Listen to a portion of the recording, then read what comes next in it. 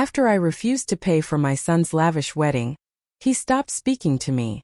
A few days later, he invited me to a reconciliation dinner at a restaurant.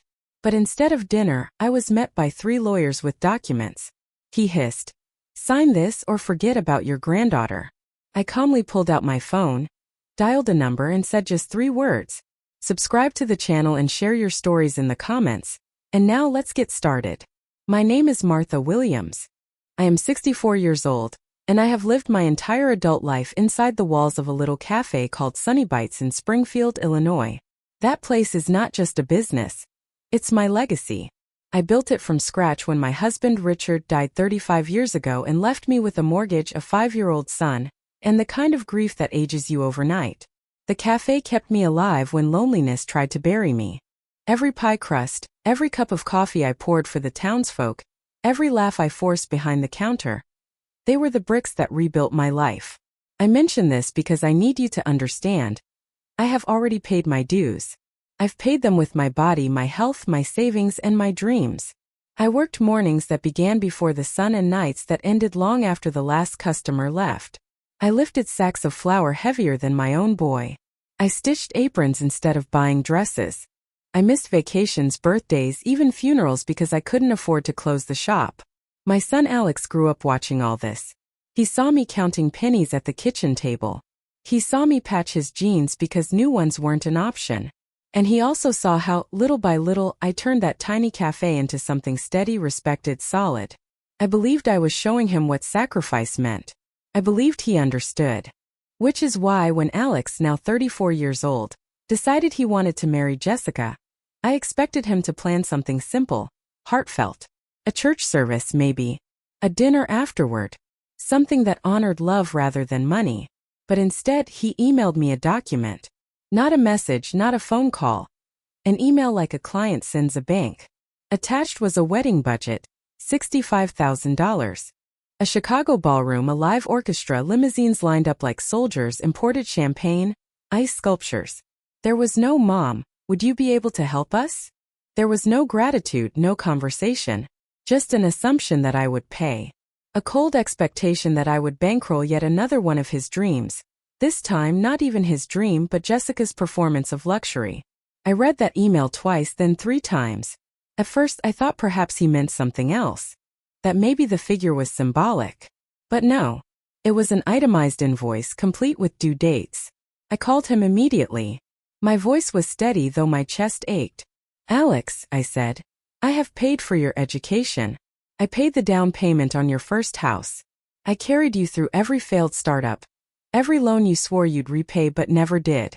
I have given you enough. This wedding is your responsibility." Silence stretched on the other end. I waited for his protest, for his plea, for something human. But he only muttered, "Fine," and hung up. An hour later I opened our family group chat, the thread where we used to share birthday photos, Emma's first steps, Sunday dinner invitations. I was gone. Removed. My name erased like chalk wiped off a board. The next morning I woke up to something worse. Jessica had posted on Facebook for everyone to see. "Some parents don't understand that weddings are about family. Greed ruins happiness." The words glared back at me from the screen, and beneath them, hundreds of likes, comments, little hearts of agreement. My humiliation applauded like entertainment. Neighbors read it. Church friends read it. Former customers read it. In one sentence, Jessica branded me as a selfish woman who hoarded money instead of loving her son. I went to the supermarket later that day because life doesn't pause for heartbreak. While I was reaching for a carton of milk, a woman leaned toward me, her perfume sharp, her whisper sharper. "I heard you're too cheap to help your son." She smiled, almost gleeful, as if my shame nourished her. I wanted to scream. I wanted to tell her about the loans I had paid off, about the nights I had worked until my body begged me to collapse, about the thousands I had already given Alex. I wanted to shake her and ask her if she had ever raised a child alone, if she had ever carried the weight of a family on her shoulders until her bones bent under it. But I didn't. I held my tongue because arguing would only make me look guilty. I drove home with groceries I didn't taste and sat at the kitchen table, staring at the peeling linoleum I once meant to replace but never did. My hands rested on the wood grain worn smooth by decades of bills, homework, birthday cakes, and tears. I realized something then. This wasn't about the wedding. This wasn't even about money. This was about erasure. Jessica wanted to erase me from Alex's life. And Alex, my boy, my son, the child I had nursed through fevers, the boy whose father's grave I took him to every year on his birthday, he let her. When I closed my eyes, memories rose unbidden. Alex as a toddler, sitting on the cafe counter swinging his little legs while I poured coffee for truck drivers. Alex as a teenager, his voice cracking as he asked me for money for his first date. Alex in his 20s standing in the kitchen at midnight, telling me he'd failed another business venture but promising, "This is the last time, Mom. Always the last time. Always another hand out." I thought of all those nights I lay awake, calculating how to stretch my savings to cover both his dreams and my survival. And now here I was, repaid with silence, with removal, with public shaming. I looked at myself in the mirror that night. The wrinkles around my eyes, the gray streaks in my hair, the hands roughened by years of hot pans and cleaning rags. This was the face of a woman who had given everything. And in return, I had been labeled greedy. Something inside me hardened. I didn't cry. I didn't beg. I didn't call Alex again. I simply sat there, staring at the woman in the mirror, and I knew. The game had *N. A game without rules. A game in which I would no longer be mother, provider, savior. I would be the opponent. And I promised myself one thing. They would regret mistaking my silence for weakness. I used to think betrayal was loud. A slammed door, a shouted curse, a plate shattered against the wall. But no. Real betrayal is quieter. It's a silence that spreads like mold, seeping into every corner of your life until everything smells rotten. After the group chat exile and Jessica's Facebook post, I expected anger to burn itself out. A son cools down, a fiancé realizes she's gone too far. A phone call comes to apologize. That's what I told myself as I kept the cafe open, poured coffee, smiled at customers who looked at me with a new curiosity in their eyes. But the call never came. Instead, the silence grew. Jessica stopped greeting me on the street, though she once waved eagerly when she first joined our family. At church, I noticed the shift immediately. I had always sat with Alex, Jessica, and little Emma in the second pew from the front. That Sunday, the usher led me to the farthest pew in the back. Jessica's mother occupied my usual seat beside Alex, as if I had been replaced like worn-out furniture. No one looked me in the eye. Hymns rose to the ceiling, but in my chest there was only a heavy, stifling ache. The following week at the farmer's market, I stopped by the apple stand where I always bought pies worth of fruit. A group of Alex's friends stood nearby. One of them, a man I had known since his teenage years, raised his voice just enough. "Cold mother, huh? Couldn't even buy her granddaughter Emma a dress." The others chuckled, sideways glances darting toward me. The laughter was the kind that cuts deeper than insults, because it's public, because it's meant to humiliate. I stood there holding my bag of apples, my hands trembling so badly that one rolled to the ground. I didn't defend myself.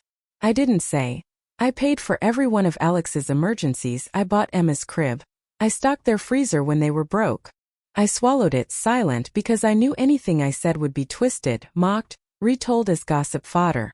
But inside I was no longer only hurt. I was observing. Recording.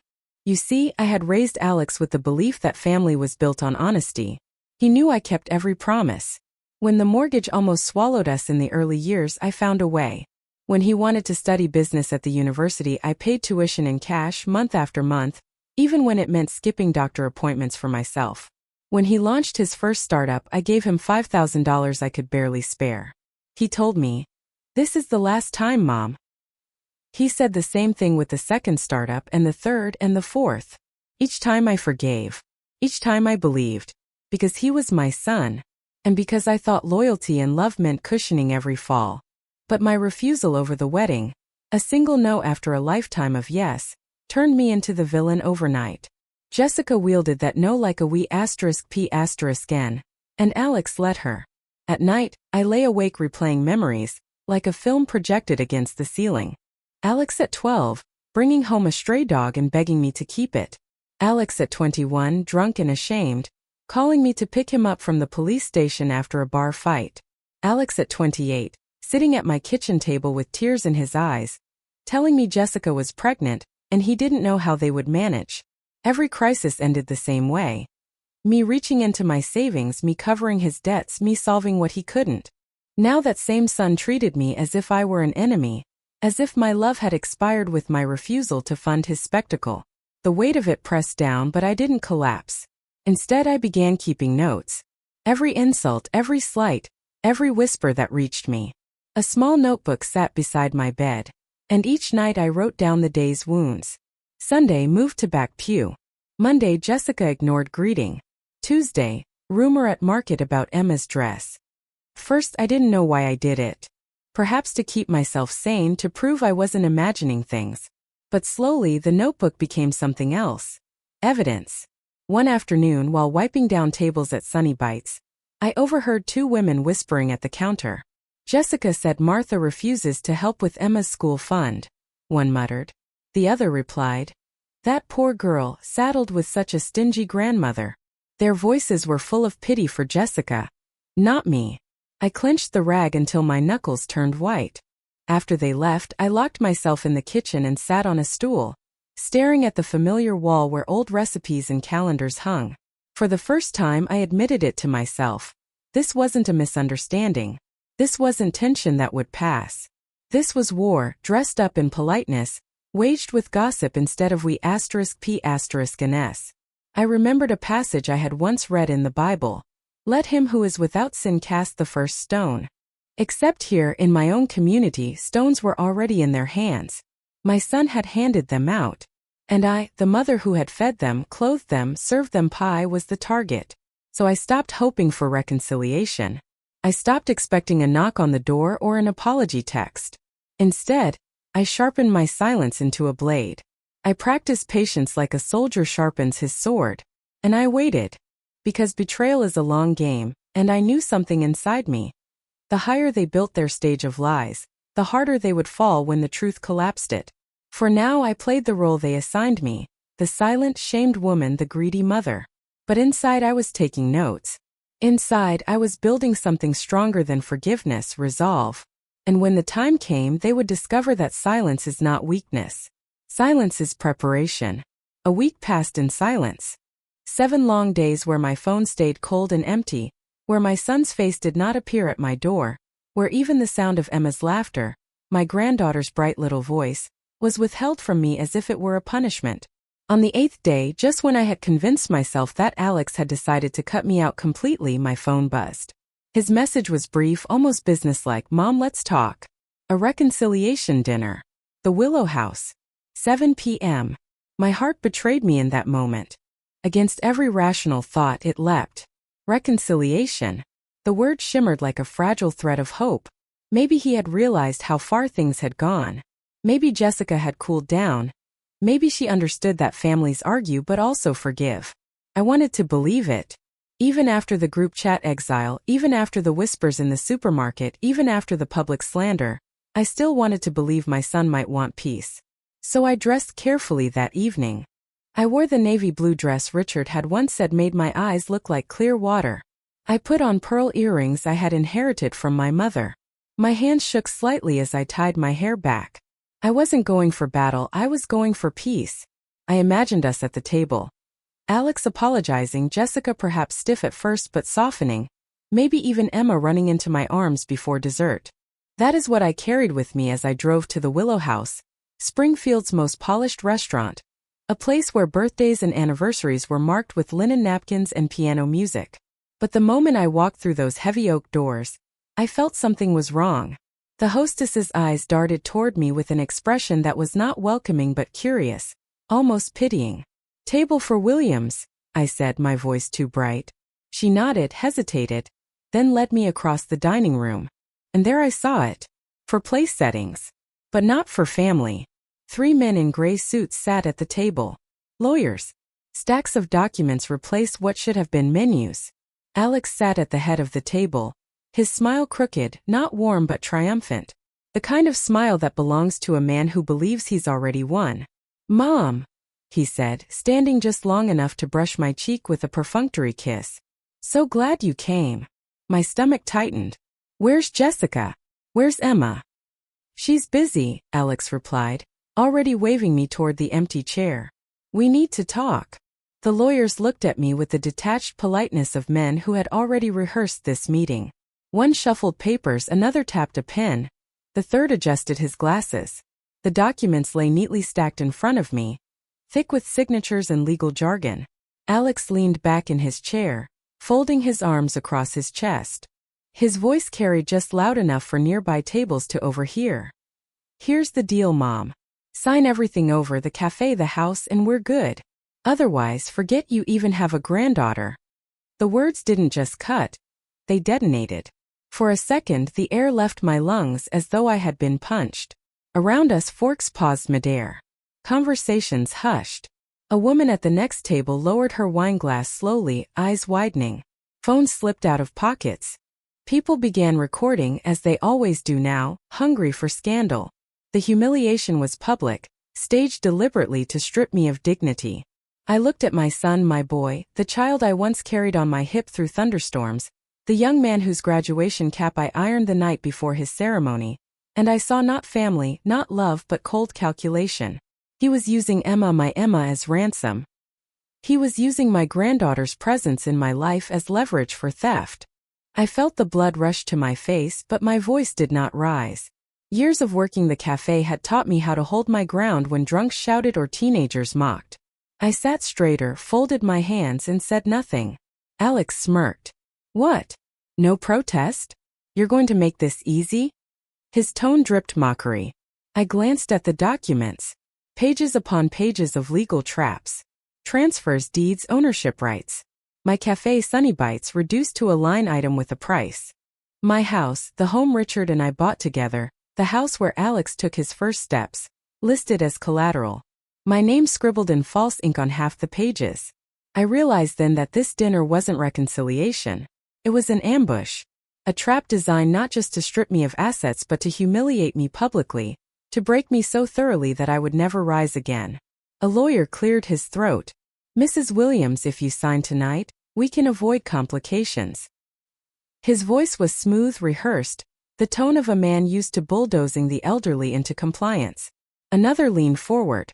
"It's in everyone's best interest." But their eyes betrayed them. They weren't confident. They were uneasy. Something in my silence unsettled them. I thought of all the years I had bent to Alex's demands. All the times I had emptied my bank account so he wouldn't face consequences. All the times I had said yes because I believed love was measured in sacrifice. And now my first no had brought me here. Threatened with the loss of my granddaughter, cornered in public, stripped of dignity. For a flicker of a moment, grief threatened to overwhelm me. I saw Richard's face in my mind, the way he used to smile when I handed him pie at the cafe counter. The way he promised me we'd build something that would last. He had trusted me to guard our legacy. If I signed, I wouldn't just betray myself, I'd betray him. I looked at Alex. Really looked. His hands drumming impatiently on the table. His eyes narrowed with arrogance. His jaw clenched in triumph. This wasn't my son anymore. This was a stranger wearing his face. Around us, whispers grew louder. Phones glowed as they filmed. The stage Alex had set was backfiring. The audience wasn't admiring him. They were watching, horrified, hungry for scandal. I leaned forward, folded my hands over the untouched papers, and said softly, "No, just that. A single word." The lawyers shifted uncomfortably. Alex's smirk faltered. He leaned closer, his voice sharper. "Mom, don't make this difficult. You either sign or you never see Emma again. Do you understand me?" My heart clenched at her name, but my resolve did not waver. I pushed the papers back across the table, my fingers steady. "You think I'm alone," I said quietly enough that only he and his lawyers could hear. "You think you can corner me. But you're wrong." He blinked, thrown off. For the first time, doubt flickered in his eyes. The murmurs around us swelled, like a tide rising against him. Strangers now had the story. A son threatening his mother with her grandchild as ransom. The stage he built was becoming his own execution ground. I stood up, smoothed the fabric of my dress, and looked down at him. "This dinner is over." The lawyers began fumbling with their papers. Alex hissed, "You'll regret this." Perhaps. But as I walked out of the Willow House, heads turned, whispers followed, And I felt something I hadn't in weeks: strength. The humiliation had been meant to destroy me, but instead it revealed their cruelty to witnesses. And deep inside, beneath the hurt, I knew this was only the beginning. They had drawn the first sword. They believed I was defenseless. They were about to learn how wrong they were. When I left the Willow House that night, I should have felt broken. Most people would have. My son had cornered me in public, threatened to erase me from Emma's life, and surrounded me with lawyers who treated me like a confused old woman ready to be stripped of her belongings. That kind of betrayal should have left me in tears. But as I walked through the parking lot, heels clicking against the asphalt, my face lifted to the cool evening air, I felt something unexpected: clarity. The performance had been staged to humiliate me. Yes, but it had also revealed something I had suspected for weeks. Alex and Jessica didn't just want my money. They wanted control. They wanted everything. And they thought I was powerless. What they didn't know, what not a soul at that table suspected, was that I had already prepared for this moment. A week earlier, when whispers first began, I had walked into the office of Nathan Brown, an attorney who had once helped me settle a property dispute with a neighbor. Nathan was steady, sharp, and most importantly, discreet. I told him everything about Alex's demands, Jessica's posts, the sudden shift in the town's eyes. He listened quietly, then said, "Mrs. Williams, forgive me, but I've seen this pattern before. Financial elder abuse. They're setting the stage. If you let it go, they'll strip you of everything." I nodded. I had already felt it in my bones. Together, Nathan and I crafted a plan. He arranged with Catherine Lee, the manager at the local bank, to flag any suspicious transfers tied to Sunny Bites or my house deed. We created safeguards: alerts, freezes, automatic legal triggers. If coercion occurred, if Alex or anyone tried to force my hand, all accounts would lock immediately. We even went one step further. Because Alex had already dangled Emma like bait, I asked Nathan to draft an agreement with Child Protective Services. If my granddaughter was ever used as leverage in financial matters, they would be alerted at once. It was a safety net I prayed I would never need. But I am my father's daughter. He was a farmer who used to say, "Hope for rain but build your irrigation anyway." So when Alex hissed at me in that restaurant, "Sign or you never see Emma again," I didn't panic. I didn't cry. I reached calmly into my purse, pulled out my phone, and dialed Nathan's direct line. He answered on the first ring. I didn't offer explanations. I didn't waste time. I simply said 3 words: "Freeze all accounts." The effect was immediate. Silence crashed over the table. The lawyers stiffened. One stammered, "Mrs. Williams, perhaps we can discuss." But I raised my hand. "Too late," I said, my voice steady. Across the table, Alex's face drained of color. His smirk evaporated. "What did you do?" he snapped, his voice cracking loud enough for nearby diners to hear. A woman gasped. Someone's phone camera zoomed closer. The trap, he said, had flipped, and now he was the one on display. I leaned closer, lowering my voice so only he could hear. "You wanted me weak. You thought you could corner me. But I am not alone, Alex. I have more people on my side than you realize." The truth is, I had been gathering allies quietly. Catherine Lee had assured me she would march into any room if needed. And at that very moment, she was already on her way to the Willow House, ready to confront the fraud head-on. Alex slammed his hand on the table, making the glasses tremble. "Mom, you don't know what you've done. You've ruined everything." "No, Alex," I replied, my voice ice. "You ruined everything when you decided to treat me like a target instead of a mother." The lawyers were visibly shaken. They had expected a frail woman to collapse under pressure, not to trigger a prearranged legal defense in 3 words. They shuffled papers nervously, realizing the documents they had brought, some of which I had noticed bore forged signatures and mismatched dates, were now potential evidence of fraud, not P*& and S against me. I picked one up and flipped through it. Transfer of Sunny Bites brand to Urban Hospitality Group for $180,000. I read aloud. Dated 3 days ago. But here's the problem. I never signed this. Which means either someone forged my name or someone inside this group is guilty of fraud. The restaurant had grown quieter still. Every table seemed to lean toward us. Diners had become witnesses. Alex's hand shook as he tried to snatch the paper back, but I held it tighter. Not so fast. You've underestimated me for the last time. Just then Catherine Lee arrived. She walked straight to our table, her heels clicking with authority. Mrs. Williams, she said loudly, making sure every diner heard. All operations have been frozen. The funds tied to Sunny Bites are under investigation. Gasps rippled through the room. One of the lawyers muttered, "This is premature." But Catherine cut him off. "No. This is protocol. When fraudulent transfers occur, we act immediately.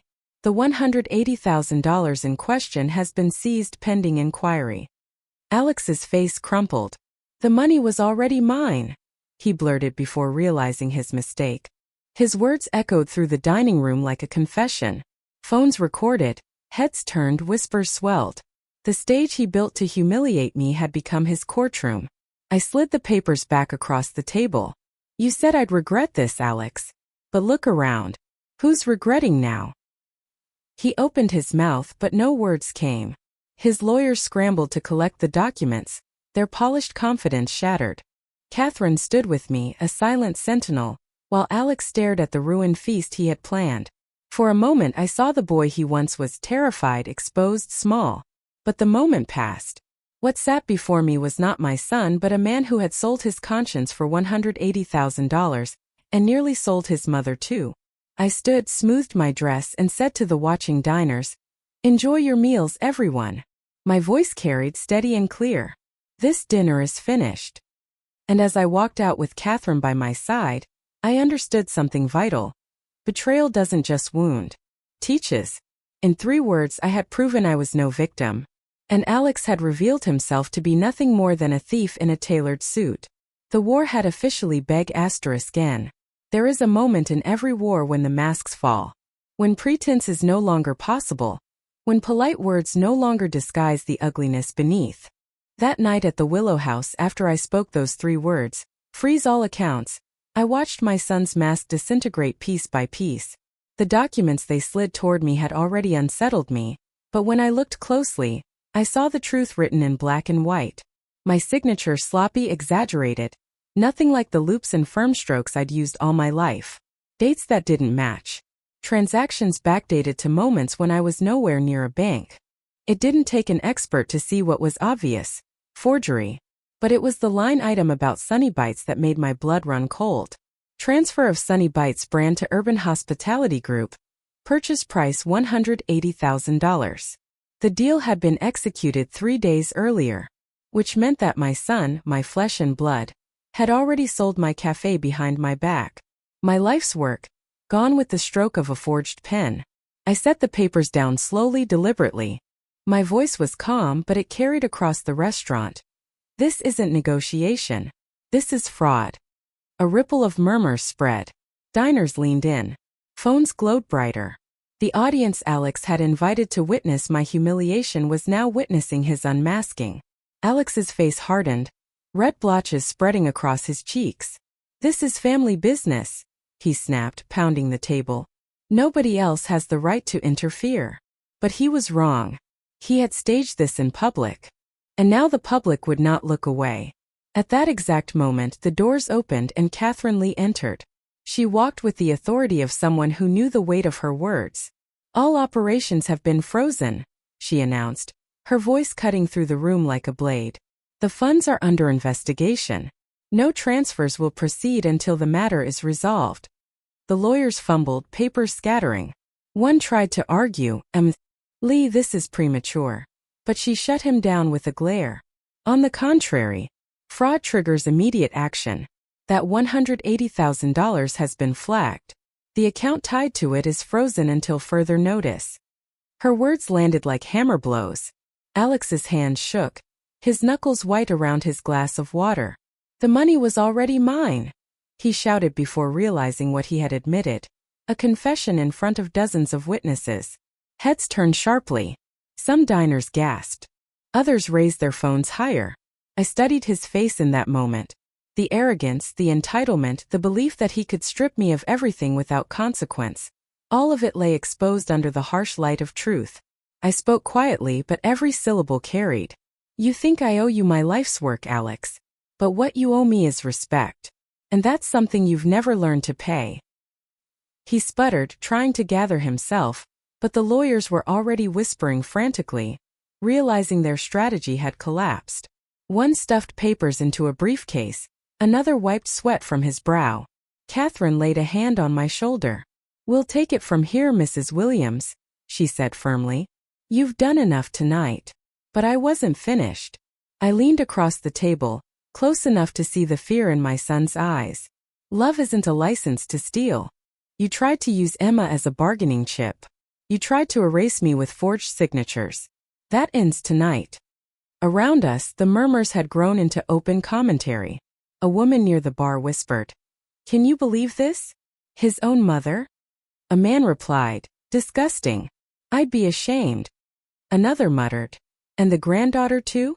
Using a child like that? Unforgivable." The court of public opinion had rendered its verdict before the legal one even began. Alex slumped in his chair, the boy who once clung to my hand during thunderstorms now unrecognizable. His mask had fallen, and what remained was a man stripped bare. Not a son, not a father, not even a husband, but a fraud. Catherine addressed the lawyers one final time. "You can expect formal inquiries from both the bank and the prosecutor's office. I suggest you advise your client accordingly." The lead lawyer muttered something about misunderstandings, but his voice lacked conviction. They knew. Everyone knew. I straightened, gathered my purse, and looked at my son one last time. "You tried to bury me, Alex. But you forgot I've survived worse. I buried your father when I was 29 years old and raised you alone. Do you really think forged papers and public humiliation could destroy me?" He stared at me, mouth opening and closing like a fish gasping for air. No words came. I turned to the room, to the strangers who had witnessed it all, and said clearly, "This dinner is over." And with Catherine by my side, I walked out into the night. Behind me, I heard the swell of whispers, the clicks of phones sending videos into the world, the sound of a son's carefully constructed image collapsing in real time. Masks had fallen, and for the first time in weeks I didn't feel ashamed. I felt seen. By sunrise the next morning, my private humiliation had become public theater. I woke to the shrill buzz of my phone on the nightstand. Dozens of messages, hundreds of notifications. My name flashing in texts from neighbors, old customers, even distant cousins I hadn't spoken to in years. For a moment I thought someone had died. In a way, something had. Alex's reputation. The first message I opened was from my friend Lillian. "Martha, are you all right?" Attached was a screenshot *T of the Springfield Gazette's online edition. The headline screamed across the page. "Son tries to seize mother's business. Local cafe at center of family feud." My hand shook as I scrolled. The article detailed how witnesses at the Willow House had recorded Alex threatening to cut me off from Emma unless I signed over the cafe and my house. It described Catherine Lee's dramatic entrance, the bank's freeze, the forged documents. Financial coercion, the reporter called it. A shocking betrayal in a town that prides itself on family values. My phone kept buzzing. Social media had already turned the dinner into a circus. Clips of Alex slamming his hand on the table spread like wildfire. Videos of me saying calmly, "This isn't negotiation. This is fraud," circulated with captions. Strength. Dignity. Courage. And then there was the clip of Alex shouting, "The money was already mine." That one went viral in hours. Commenters tore him apart. "Your mom's cafe isn't your ATM, dude. Imagine threatening your own mother with her grandchild. This Jessica sounds like a gold digger deluxe." By mid-morning, hashtags trended. Hashtag Stand with Martha. Hashtag Sunny Bite Strong. Hashtag Greed Ruins Families. Jessica panicked. She posted a teary video on Facebook. Her face blotchy, voice trembling, she sniffled into the camera. "This is all lies. We only wanted fairness. Families should share. Martha has always had control issues." But the internet didn't buy it. The comments were brutal. Fairness? Is fairness threatening to use a child as a pawn? You married for money, not love. Shame on you. Control issues? Lady, you staged a public ambush with lawyers. The tide had turned. What they had meant as my downfall became their scandal. I decided not to post anything myself. I didn't need to. My silence spoke louder than any defense. Instead, I went to Sunny Bites, the cafe that had always been my sanctuary. I half expected empty tables, people avoiding me out of pity or gossip, but when I opened the door I froze. The place was packed. Every booth, every chair occupied. A line stretched out the door. Faces I recognized, old regulars, neighbors, even the mayor's secretary, waited with patient smiles. When they saw me behind the counter, a cheer rose. "Martha, we're with you," someone shouted. Others clapped. A firefighter handed me a 20 for a slice of pie and said, "Keep the change. Consider it a donation to dignity." Tears pricked my eyes, but I held them back. Instead, I tied on my apron, rolled up my sleeves, and began serving. I poured coffee, plated muffins, boxed pies. With every customer, I heard words of solidarity. "Don't let him win. You're the bravest woman I know. We won't forget this." By noon, the cafe had sold out of half its stock. Farmers from the market sent over sacks of flour and crates of apples, insisting, "For Sunny Bites. For Martha." Even the florist down the street dropped off bouquets to decorate the windows. I smiled as I worked, but inside I stayed vigilant. Because I knew Alex. I knew humiliation would only fuel him. A man who believes he's entitled doesn't surrender when exposed. He digs deeper. He sharpens his knives. That evening, as I closed the register, my phone buzzed again. Nathan, my attorney. His voice was low, serious. "Martha, brace yourself. Alex has filed a petition in county court. He's claiming you're unfit due to age to manage the cafe. He's asking to be declared your legal guardian." For a moment, the world tilted. "Guardian," I whispered. The word tasted foul. I raised him. I fed him. And now he wants to declare me incompetent? Nathan sighed. "It's a disgusting move, but not uncommon. We'll fight it. We have evidence of the fraud, of coercion. The community's on your side." I hung up, gripping the counter until my knuckles whitened. Outside, the last rays of sun faded behind the church steeple. Inside, the air smelled of cinnamon and strong coffee. The cafe had become my fortress, but the war was far from over. Jessica's video still floated online, gathering mockery instead of sympathy. Alex's friends had grown silent, no longer mocking me at markets or church. But silence doesn't mean surrender. It means regrouping. As I locked the cafe door and turned off the lights, I whispered to myself, "They believe they've cornered me. They're wrong."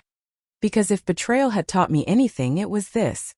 When the spotlight burns hottest, masks melt fastest. And Alex and Jessica had only **n to feel the heat. Humiliation should have ended him. Any ordinary man, after being exposed in front of an entire town, would have lowered his head and licked his wounds in silence. But Alex was not ordinary. He had Jessica at his side, sharp, ambitious, and ruthless, and together they decided if one scheme failed, another must rise immediately. The evening after the scandal broke, I sat in my kitchen with the day's newspaper folded on the table.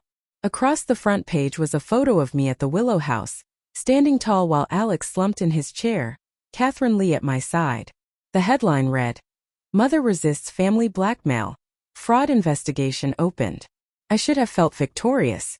Instead, my chest was heavy, because I knew the storm was only gathering strength.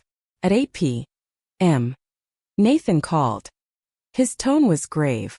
"Martha, they've filed a petition with the county court. Alex is asking to be appointed your legal guardian. He's claiming you're unfit due to age and mental decline to manage the cafe." I gripped the receiver so tightly my fingers cramped. "Guardian? He wants to take over my life like I'm a child?" "Yes. He's arguing you're incapable of handling finances, that your decisions are erratic, that the cafe is at risk under your management." Nathan's pause was deliberate. "They're painting you as senile." I let out a laugh, not from humor, but from disbelief so sharp it felt like a blade in my throat. "I built that cafe with my own hands. I balance accounts down to the last penny. I raised him alone after his father died. And he dares call me unfit?" Nathan lowered his voice. "We'll fight it. But you need to understand, this is war. They won't stop until they either destroy your reputation or strip you of everything." War. The word echoed in my mind long after I hung up. 2 days later, Nathan arrived at the cafe with a folder. We've obtained leaked emails between Alex and Urban Hospitality Group. He opened the pages and my stomach churned as I read. We'll get the signature. She'll crack. Funds will be transferred once documents are executed. Use the granddaughter if necessary. I pushed the papers away, bile rising in my throat. My granddaughter. My sweet Emma. Reduced to a bargaining chip in a businessman's email thread. Nathan met my eyes. This is enough for fraud charges. Do you want to proceed? I thought of Emma's face, her chocolate-stained smile at the cafe. Her little arms hugging me tight before all this madness began. Yes, I said firmly. File everything. But Alex and Jessica weren't done playing to the crowd. The very next morning as I unlocked the cafe, I saw them standing outside with microphones and cameras.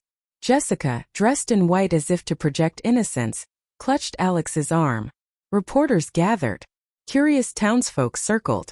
She spoke first, her voice trembling in rehearsed sincerity. We only wanted honesty. Families should share. Martha refuses to listen, but we love her, and we just want fairness. Cars driving past slowed, windows rolled down. From one a voice shouted, "Shame." Another honked, adding, "Greedy liars." Jessica's lips trembled. Her eyes darted nervously toward the crowd. She had expected sympathy. Instead she received scorn. The press conference dissolved into chaos as reporters pressed with questions. Did you threaten to cut her off from her granddaughter? Why were forged documents found? Is Urban Hospitality involved? Alex tugged her arm, pulling her away. Their retreat was filmed, broadcast, dissected online within hours. Headlines shifted again. Failed press conference deepens Williams family scandal. Inside Sunny Bites, customers poured in. Not just to eat but to show support. Some brought flowers. Others pressed folded bills into my hand, whispering, "For your legal fight." I accepted with quiet gratitude, though pride burned at the thought of needing help. Still solidarity steadied me. That evening, Nathan returned with more updates. The bank has officially flagged the $180,000 transfer as suspicious. The prosecutor's office has opened an inquiry. Will countersue for fraud and coercion. Their petition for guardianship will collapse under the weight of their own crimes. I sat across from him, exhaustion weighing heavy but resolve burning hotter. Then let's bury them with the truth. Nathan nodded. One more thing. Jessica is contacting local stations, trying to spin the narrative. They want to paint you as paranoid, manipulated by lawyers and neighbors. We'll need to be ready. I exhaled slowly. She can paint me however she wants. The town already saw their true faces. Still, as I lay in bed that night, I stared at the ceiling, the silence pressing against my ears. Betrayal is a strange beast. Feeds not just on lies but on persistence. Alex and Jessica were relentless. And though the community stood with me, I knew in my bones, the war wasn't finished. It was only shifting battlefields. They had tried to ambush me in a restaurant. They had tried to strip me with forged documents. Now they tried to chain me with legal guardianship. Each attempt failed, but each grew bolder, darker. I closed my eyes and whispered into the darkness. You've chosen the battlefield, Alex. And you will regret it. Because now I wasn't just defending my cafe. I was defending my name, my freedom, my dignity. And I would scorch the earth before I let him take them. When betrayal rots the walls of your home, you expect the ceiling to fall in on you alone. What I didn't expect was the town, my town, to step inside and hold the beam steady. After Alex and Jessica's disastrous press conference, something shifted in Springfield. People who had once whispered behind my back now spoke openly in my defense. The cafe, which had always been a modest gathering place, suddenly became a fortress of solidarity. It started with the firefighters. They marched in one morning in full gear, helmets tucked under their arms, the scent of smoke and sweat still clinging to them. 24 muffins, Martha, their captain said, for the night shift. He pressed 3 crisp $100 bills into my palm and winked. Keep the change. The next day, teachers from the elementary school stopped by. Cookies for our faculty meeting, one explained, handing over a check far larger than necessary. Another added softly, for Emma too. We know she'll need a safe place. My throat tightened, but I nodded, boxing the cookies with steady hands. Farmers brought donations. Flour, apples, fresh eggs. Sunny Bites kept us fed in hard winters, one said. Now it's our turn. The newspaper ran a new headline above a photo of me behind the counter. Sunny Bites, a symbol of integrity. Inside, the article praised the cafe not just as a business but as a pillar of the community, standing firm against betrayal. Customers clipped the piece and taped it to my windows like banners of loyalty. For the first time in weeks, I didn't feel alone. I felt carried. But the war hadn't ended. It had simply changed battlegrounds. Nathan came into the cafe one afternoon. His tie loosened, eyes sharp. "The prosecutor is ready to file fraud charges," he told me quietly. "Urban Hospitality has backed away, claiming they were misled by Alex. They've provided emails that strengthen our case." He slid a document across the counter. "Linda Morris, county prosecutor. She wants to meet." That evening I sat in Linda's office, a cramped room lined with law books and case files. She was a tall woman with steel gray hair and the calm gaze of someone who had seen every kind of crime. "Mrs. Williams," she began, "I've reviewed the evidence. Forged documents, unauthorized transfers, recorded threats involving your granddaughter. This is textbook financial coercion." She leaned forward. "We are ready to press charges. Alex could face fraud, Jessica too if she's complicit." I took a deep breath. My hands trembled, not from fear but from the weight of choice. To pursue charges meant no return. To take my son to court as a criminal meant severing the last fragile thread between us. Linda studied me. "You don't need to decide today. But let me tell you something. People like this rarely stop until they're forced. Do you want them to keep circling, waiting for your guard to drop?" Her words struck deep. Alex had already proven he wouldn't stop. He had tried the ambush, the forged sale, the guardianship petition. If I gave him an inch, he would try again. "I'll give him one last chance," I said slowly. "If he refuses to sign everything back, file the charges." Linda nodded. "Fair. But be prepared. Once you step through this door, there's no going back." That night as I walked home, the town square glowed with autumn lights. Children ran with pumpkins, couples strolled hand in hand. Normal life unfolded as mine twisted into something unrecognizable. I thought of Emma, innocent, caught in the storm her parents had created. I thought of Richard, what he would say if he saw his son's greed devour our family. And I thought of myself, the woman who had once given endlessly, now forced to guard what was left with claws. The next morning solidarity came again. A retired accountant named Harold, who lived 2 streets over, shuffled into the cafe carrying a box of records. "I heard what they're claiming," he said. "That you're too old to manage your own business." "Nonsense. I've got ledgers from '95 showing you as the sole owner of this building. I'll testify." I pressed his wrinkled hands between mine. "Thank you, Harold." Attorneys from Chicago even reached out, offering pro bono support.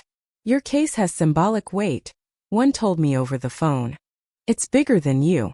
It's about every parent who's been exploited by their children." I didn't want to be a symbol. I wanted to be a grandmother baking pies in peace. But life doesn't always offer the role you want. Sometimes it forces you into the role that's needed. Day by day, the cafe swelled with people. Lines curled around the block.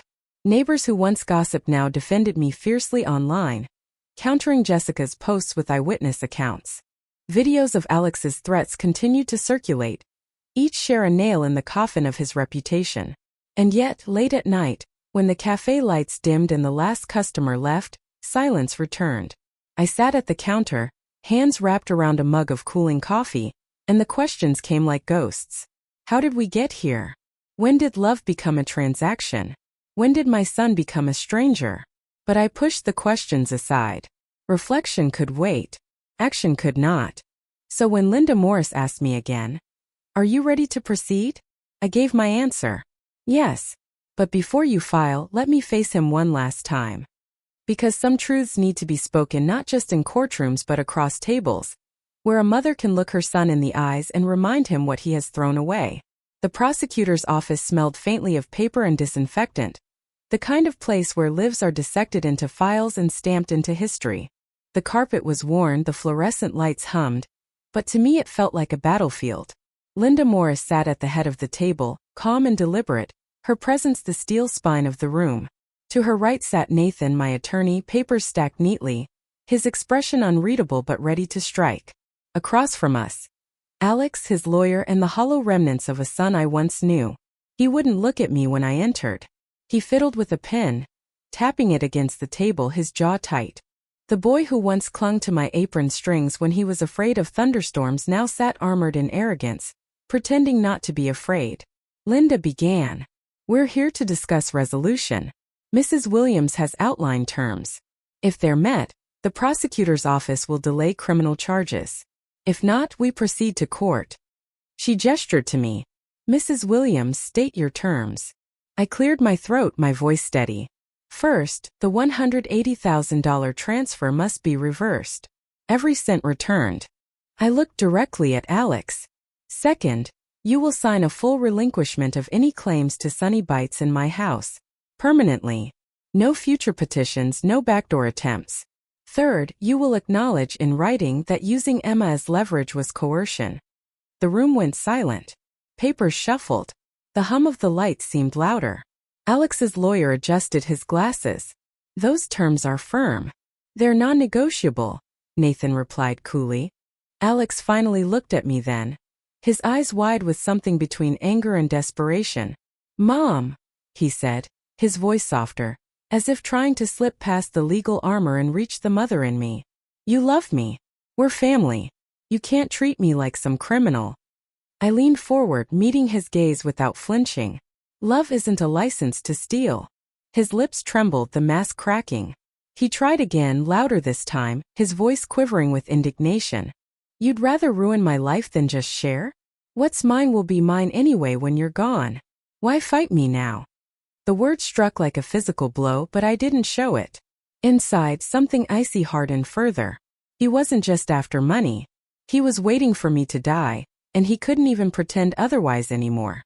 Nathan slid the relinquishment papers across the table. "Sign." Alex's lawyer leaned in, whispering frantically, but Alex shook his head, his hands trembling. "This is insane. She's manipulated. You're manipulating her." He pointed a shaking finger at Nathan, then at Linda. "You're all against me." Linda's voice cut through, firm and final. "Mr. Williams, your options are simple. Sign and we close this matter without charges. Refuse and we proceed with fraud prosecution.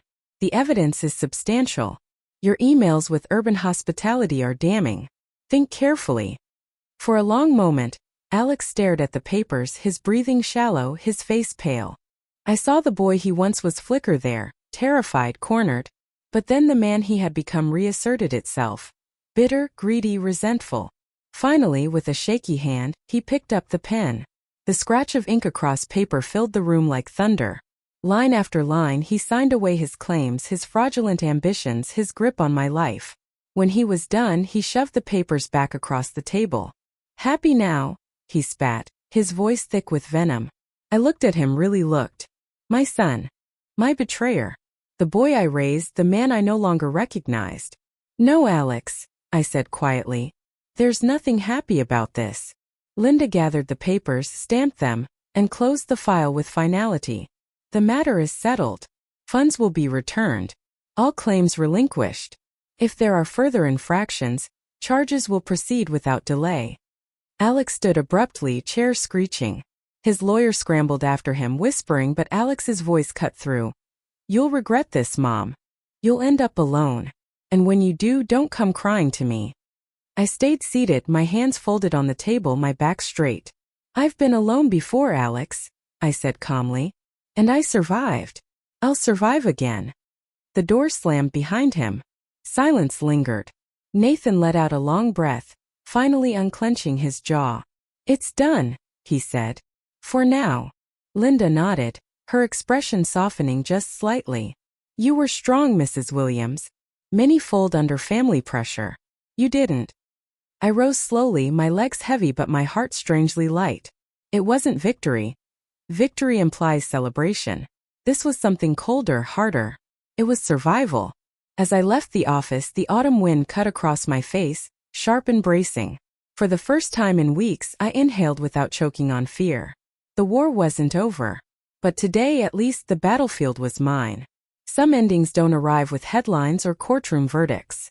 They come quietly, in the tremble of a voice you once loved, in the last plea of someone who finally realizes the door is closing.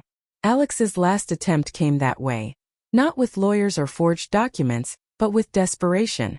It was 3 days after the negotiation. Sunny Bites was bustling, the air thick with the scent of cinnamon rolls and fresh coffee. The bell above the door jingled, and when I looked up from the register, there he was. Alex stood in the doorway, shoulders slumped, his suit rumpled, his eyes *T. He looked smaller than I remembered, like a boy after a long punishment. For a heartbeat, the mother in me stirred. The instinct to comfort, to wipe his face, to tell him everything would be all right. But then memory returned. The forged documents, the threats about Emma, the betrayal that had shredded my trust. He walked slowly to the counter. The cafe hushed. Customers pretended to sip their coffee, but I could feel their eyes. This was no private moment. The whole town had become witness to our war. "Mom," he said softly. His voice cracked on the word. "Please give me one more chance. I'll fix everything." Once those words might have melted me. Once I might have believed him. But promises from Alex had always been like smoke, visible for a moment then gone, leaving only the smell of something burned. I pointed to the security camera mounted above the door, its red light blinking steadily. "There are no more chances, Alex. There's a court order. Every word you say in this building is recorded." His face twisted. "You don't trust your own son?" I met his gaze evenly. "You made that choice for me." He glanced around, aware of the silent audience, neighbors, customers, maybe even a reporter scribbling notes in the corner. His pride bristled under their stares. He leaned across the counter, lowering his voice as if secrecy could rewrite the past. "Mom, they'll forgive us if we make this right. Jessica, she still thinks we can fix it." I shook my head. This isn't about forgiveness anymore. This is about truth. And truth doesn't bend because you ask it to. From beneath the counter, I pulled out a sealed envelope I had kept for years. The handwriting on the front was firm, unmistakable. Richards. I slid it toward Alex. His hands trembled as he picked it up, eyes scanning the name. "For Alex when he is ready." He swallowed hard. "What is this?" "Your father wrote it before he passed," I said quietly. "I kept it, waiting for the day you might need it. Read it when you're alone." Alex hesitated, then tore the envelope open. His eyes darted across the page. His lips moved silently as he read. And then his face changed, from defiance to something like shame, though fleeting. The letter was short. I knew its words by heart. "Son, shortcuts lead only one way down. Work builds character. Taking destroys it. Your mother is stronger than you know. Don't ever mistake her kindness for weakness." His hand shook as he folded the paper. He looked at me, eyes wet but still clouded with pride. "Why didn't you show me this before?" "Because you weren't ready," I answered. "And maybe you still aren't."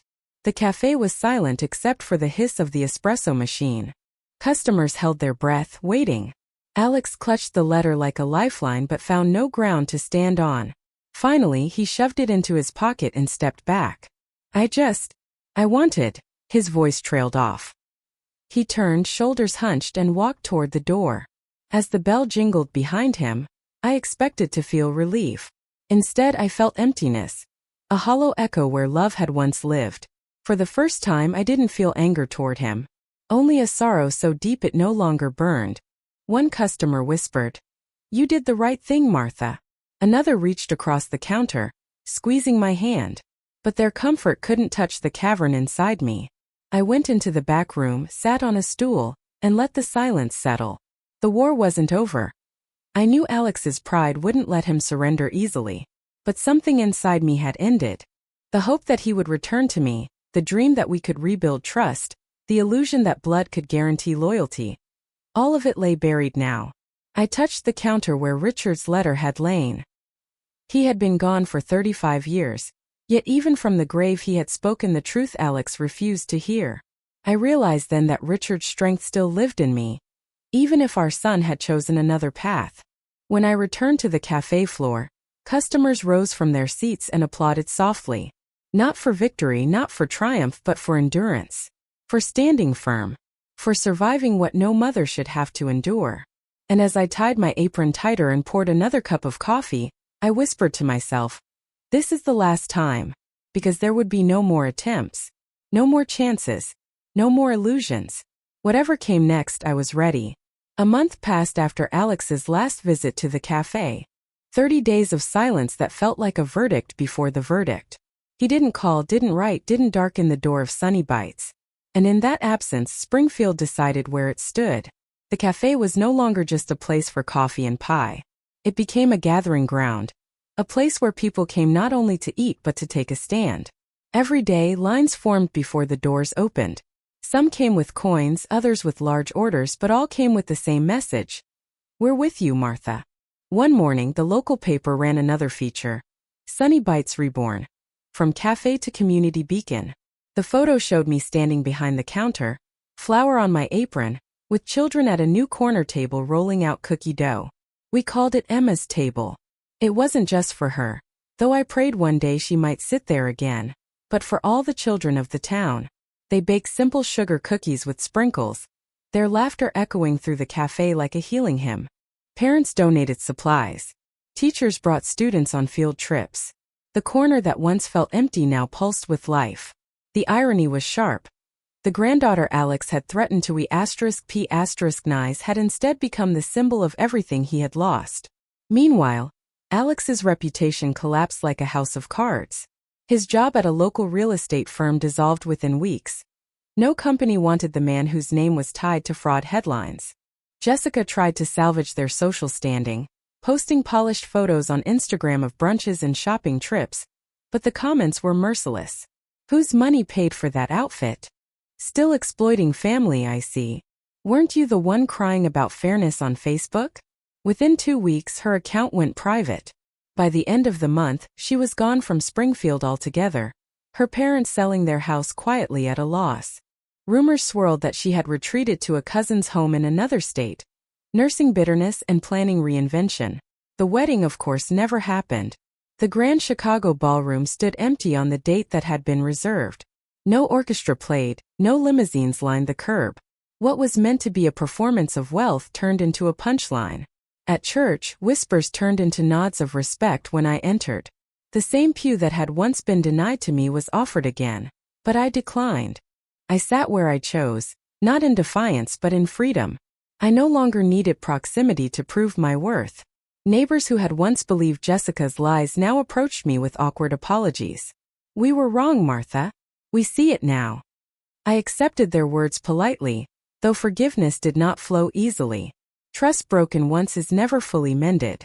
Through it all, I answered no letters from Alex. And there were letters, pleading ones, angry ones, manipulative ones, some written in Jessica's handwriting, others in his. Nathan handled them all, responding with the same phrase. All contact through a mediator. Because I knew the truth. Any conversation with Alex would circle back to money, power, or guilt. He had chosen his battlefield, and I would not step back into it. The community's verdict was clear. In the eyes of Springfield, I was no longer the stingy mother Jessica had painted online. I was the woman who had said no to blackmail. The woman who had protected her legacy against her own blood. The woman who had chosen dignity over silence. One evening, as I locked up the cafe, I stood on the sidewalk and looked through the window at Emma's table. Cookie cutters shaped like stars and hearts were scattered across the flour-dusted surface. The laughter of children lingered in the air. I thought of Emma, my Emma, and how one day, perhaps years from now, she would find her way back to me. I would tell her everything then, not with bitterness but with clarity. I would show her the documents, the headlines, the truth, and I would let her decide what kind of woman she wanted to become. For now, I lived with the verdict the town had already delivered. They had chosen their side. And in choosing me, they had forced Alex into exile. Not with laws, not with prisons, but with shame, the harshest sentence of all in a small town. As I walked home under the amber glow of the streetlights, I realized something bitter yet freeing. Alex and Jessica had tried to erase me, but instead they had erased themselves. And all I had done was stand my ground. You are listening now to what I call Grandma's voice. Not because I want pity, not because I crave applause, but because truth must be spoken, especially when it slices. Too many women carry their betrayals in silence, swallowing pain until it rots them from within. I refuse. My story is not just mine. It belongs to anyone who has given endlessly only to discover that kindness without boundaries is nothing but a cage. I am 64 years old. I run a cafe called Sunny Bites that has fed this town for decades. And I have learned, at a price sharper than any knife in my kitchen, that sometimes your own children become your enemies. It began with a budget. $65,000 for a wedding, handed to me like an invoice. No request, no respect. Just expectation. When I said no, I was erased from group chats, from pews at church, from family gatherings. My name was dragged through markets and Facebook posts until people whispered that I was stingy, greedy, cruel. But whispers do not k*ll. Betrayal does. At the Willow House, my son staged my humiliation with lawyers and forged documents. He tried to use my granddaughter as a bargaining chip. He thought fear would crush me. But I said 3 words: freeze all accounts, and with them I froze his power. That moment saved everything I had built. From there the war escalated. Fraud exposed. Emails leaked. A petition filed to declare me incompetent, to place my life under the guardianship of the very boy I had once rocked to sleep. Imagine that. The son you nursed through fevers turning to the courts to strip you of dignity. There is no word strong enough for that kind of betrayal. And yet I stood. Not because I am fearless, but because fear loses its teeth when you have already lost what matters most. Love without respect. Family without loyalty.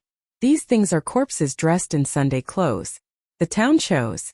They saw me not as a miser but as a woman who refused blackmail. They filled my cafe with orders, with laughter, with solidarity.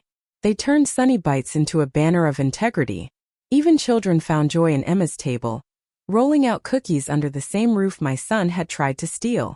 As for Alex and Jessica, their world collapsed in the glare of their own greed. No wedding. No business deals.